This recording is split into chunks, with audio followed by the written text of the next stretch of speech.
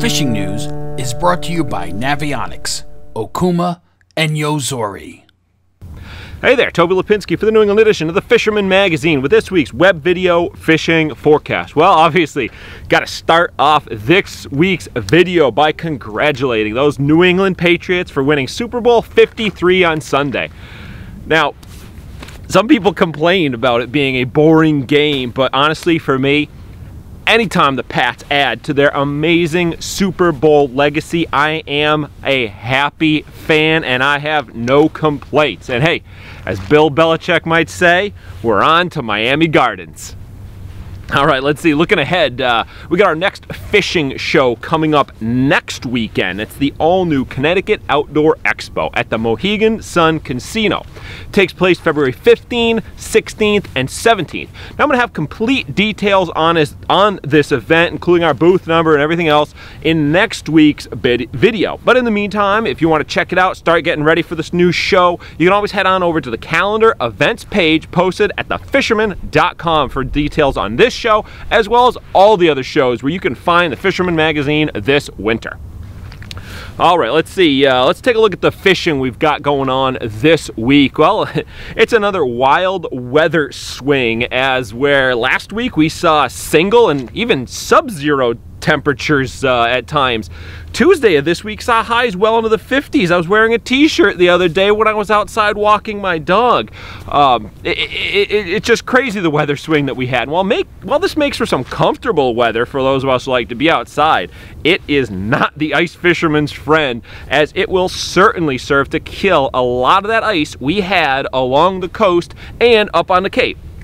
But before the little warm-up that we saw, heard from the guys at the Goose Hummock Shop up on the Cape, and they made the most of the time that they had, hit some local, smaller, frozen lakes near the shop for some very good action. They report getting good numbers of perch and some really nice largemouth bass as well. Now, unfortunately, I'd be kind of surprised those same spots remain fishable, at least through the ice through this weekend.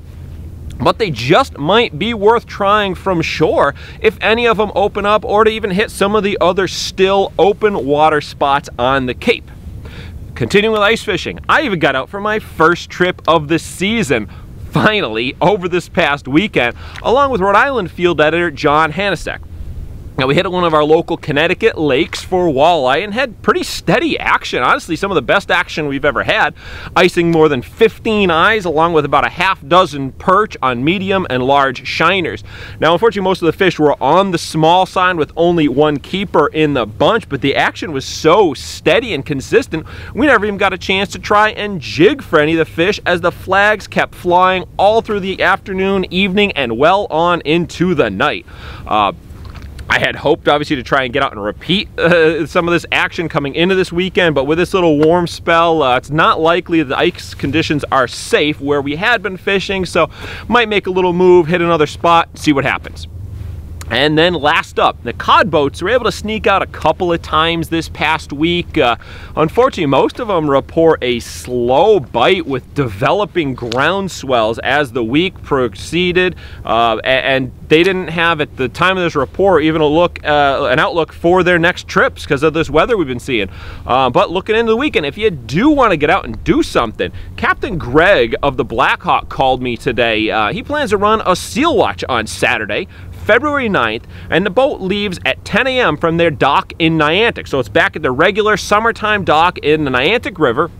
It's a cool little way to get out with the kids, get them out of the house finally, do a little something, get some fresh air, and see some pretty cool nature along the way. Now, what's really even better is the cost of the trip. It's just $10 plus a jar of peanut butter for adults. Kids 12 and under, no money, just that jar of peanut butter, as long as they're accompanied by a paying adult. Now, you're wondering, what's with the peanut butter? Pretty simple.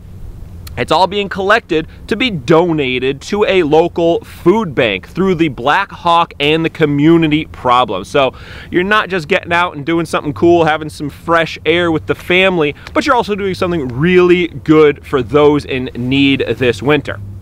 If you're interested in this trip, space is limited and reservations are required. So be sure to call the Black Hawk office today at 860-448-3662 to sign up and reserve your spot. All right, well, there you have it. I am Toby Lapinski for the New England edition of the Fisherman magazine, wishing you tight lines if you head out onto the water or the ice this weekend.